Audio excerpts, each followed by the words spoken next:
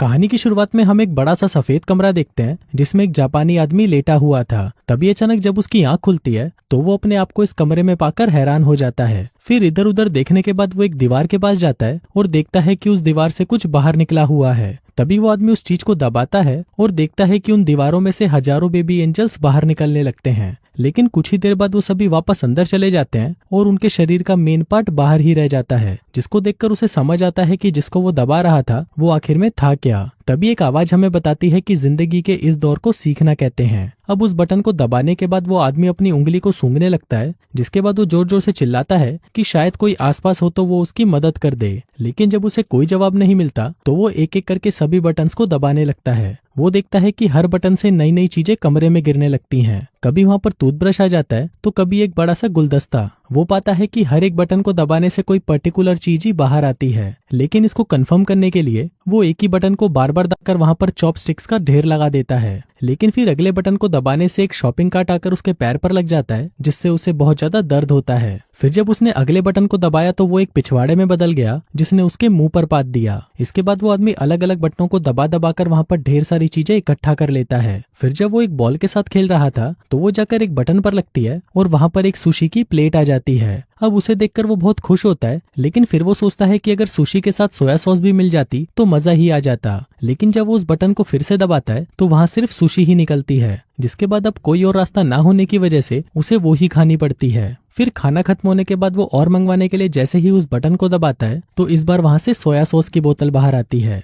जिसे देखकर वो बहुत गुस्सा होता है और उसे फेंक देता है। फिर अगला बटन दबाने पर उसे एक 3D चश्मा मिलता है, जिसे पहनने पर उसे वहां पर एक बेबी एंजल अपने मेन पार्ट पर इशारा करते हुए दिखाई देता है। अब ये देखकर वो बहुत खुश था, क्योंकि उसे लग रहा था कि अब वो यहाँ से बाहर निकल पाएगा। लेकिन तभी उस बटन को दबाने पर वहां पर एक काउंटडाउन शुरू हो जाता है, जिसके खत्म होते ही छत से एक बहुत बड़ा पिछवाड़ा बाहर आया और उसने उसके मुंह पर पात दिया। फिर कुछ और बटन को दबाने पर उसे एक किताब मिलती है जो उसे काफी अच्छी लगती है और कुछ ही घंटों में वो उसके 5 पार्ट्स पढ़ भी डालता है। जिसके बाद वो उसका छठा पार्ट पढ़ने के लिए बटन दबाता है तो वहां से 7वां पार्ट बाहर आता है। अब इससे परेशान होकर वो दूसरा बटन दबाता है, लेकिन उसमें से 8वीं और 9वीं किताब बाहर आती है। अब वो उस 5वें पार्ट को हासिल करने के लिए एक और बटन दबाता है, लेकिन तभी उसके पीछे एक दरवाजा खुल जाता है। अब उसे देखकर वो बहुत खुश होता है कि फाइनली अब वो इस कमरे से बाहर निकल जाएगा। लेकिन अपनी इस एक्साइटमेंट में वो ये भूल जाता है कि आखिर वो बटन कौन सा था, इसलिए वो वहां पर सारे बटन्स को दबाने लगता है। तभी एक बटन दबाने से एक अफ्रीकन आदमी एक दीवार से निकलकर दूसरी दीवार में घुस जाता है। दूसरे वाले बटन से उसके सिर पर पानी गिरने लगता है और फिर उस तीसरे बटन से फाइनली वो दरवाजा खुल जाता है।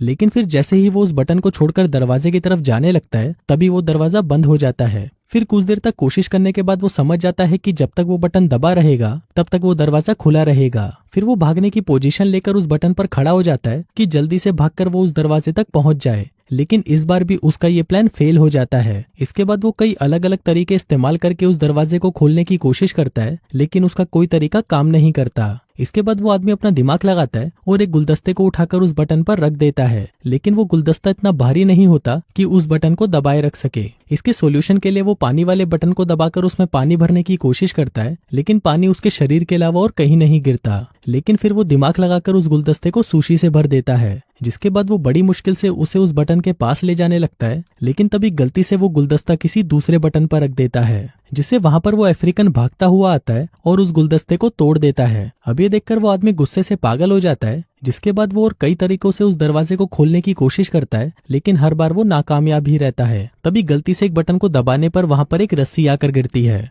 जिसको देखकर वो दिमाग लगाता है कि इस रस्सी से झूलकर वो तेजी से वहां तक पहुंच सकता है और ट्राई करने पर वो उसके पास पहुंच भी जाता है। लेकिन जब वो उस दीवार के पीछे वाले दरवाजे को खोलने की कोशिश करता है तो वो देखता है कि उसे खोलने के लिए उसे चाबी की जरूरत है, जिसके बाद वो उस दीवार के बंद होने से पहले उस कमरे में वापस आ जाता है। फिर जब वो गुस्से से उस दीवार पर लात मारता है तभी वहां एक चाबी आकर हवा में तैरने लगती है, लेकिन उस दीवार की तरह ही ये चाबी भी बटन छोड़ते ही गायब हो जाती थी। अब उसे कैसे भी उस चाबी को लेकर उस दरवाजे तक पहुंचना था, लेकिन जब वो उस चाबी वाले बटन को फिर से दबाता है तभी दीवार से एक कुत्ता बाहर निकलकर उस पर भौंकने लगता है। अब उसे सारे बटन एक जैसे ही लग रहे थे, इसलिए वो सही बटन का पता लगाकर उस पर सुशी का एक टुकड़ा रख देता है, जिसके बाद काफी कोशिशें करने पर फाइनली वो उस दरवाजे तक पहुंच जाता है। लेकिन अभी वो दरवाजा नहीं खुलता, क्योंकि दरवाजे के ऊपर एक नंबर वाला लॉक लगा हुआ था। इसलिए गुस्से में वो फिर से उस कमरे में वापस आ जाता है। इसके बाद जब वो एक प्लेंजर को उठाकर सामने की तरफ फेंकता है तो उसके एक बटन पर लगने से वो अफ्रीकन आदमी फिर से बाहर आता है, लेकिन अब की बार वो देखता है कि उस अफ्रीकन आदमी के सर पर 3 नंबर्स लिखे हुए थे और शायद यही उस लॉक का पासवर्ड भी था।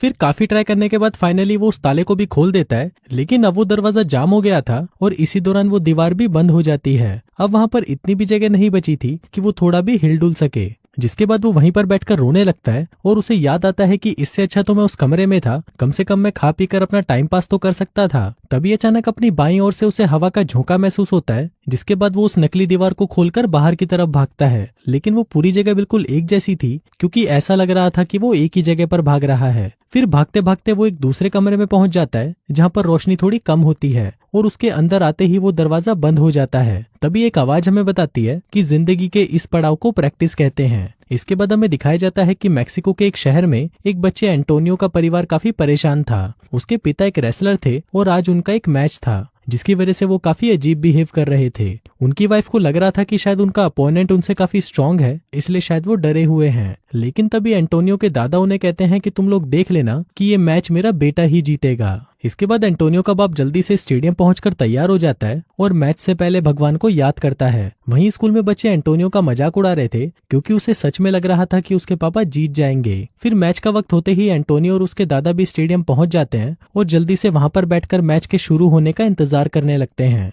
अब मैच शुरू होता है जहां ओपोनेंट की टीम के दोनों रेसलर्स मिलकर उसे बिना पानी के ही धो डालते हैं। वहीं उनमें से एक उसके सर पर कुर्सी मारने ही वाला था कि तभी कमरे में बंद उस जापानी आदमी ने एक बटन दबा दिया, जिससे उस आदमी की गर्दन अचानक लंबी हो गई और उसने अपने सर से मारकर उन दोनों पहलवानों को एक ही बार में नॉकआउट कर दिया। लेकिन वहीं उस कमरे में तो कुछ हो ही नहीं रहा था, इसलिए वो आदमी बार बार उसी बटन को दबाने लगता है, जिससे ऊपर वो आदमी अपने अपोनेंट्स को, रेफरी को, यहाँ तक कि अपने बेटे को भी सर से मारकर नॉकआउट कर देता है। जिसके बाद वो पागलों की तरह अपने सिर से घंटी बजाने लगता है। वहीं उस कमरे में आदमी ने अलग अलग बटन दबाना शुरू कर दिए थे, जिससे किसी से तो एक सिंगर के मुंह से गाते हुए आग निकलने लगी और किसी बटन से रशिया के एक जादूगर का जादू फेल हो गया। तीसरा बटन दबाने पर चाइना में एक आदमी अपने ही कुत्तों पर भौंकने लगा। वहीं वो आदमी देखता है कि पिछले कमरे की तरह इस कमरे में छत नहीं थी, बल्कि ऊपर से रोशनी आ रही थी जिसमें एंजल्स उड़ रहे थे। अब की बार उस आदमी ने उन बटन्स को दबाने की जगह उन पर चढ़कर ऊपर जाना शुरू कर दिया। वो उसमें कामयाब तो हो जाता है, लेकिन हर बार उन बटन्स के दबने से दुनिया के हर कोने में अलग अलग चीजें होने लगती हैं। तो उन बटन्स के दबने से कहीं पर टोस्ट बनने लगे तो कहीं इंसान चांद तक पहुंच गए। अब जब तक वो ऊपर पहुंचता तब तक उसकी दाढ़ी और बाल बढ़ने लग जाते हैं। अब उसे दीवार पकड़ने की जरूरत नहीं थी क्योंकि वो उन एंजल्स की तरह ही हवा में उड़ता जा रहा था। फिर एक आवाज हमें बताती है कि अब वो एक भगवान बन चुका है और अब पूरी दुनिया उसके हिसाब से चलेगी। फिर आखिर तक आते आते उसके चारों ओर सफेद पंख उड़ने लगे जो उसे आखिरी कमरे तक ले गए। उस कमरे की दीवार पर पूरी पृथ्वी का नक्शा बना था और वहां पर एक बहुत ही बड़ा बटन मौजूद था। फिर वो उसे दबाने के लिए जैसे ही आगे बढ़ता है तभी वहां पर सब कुछ काला हो जाता है। और दोस्तों, इसी सस्पेंस के साथ ही ये कहानी यहीं खत्म हो जाती है।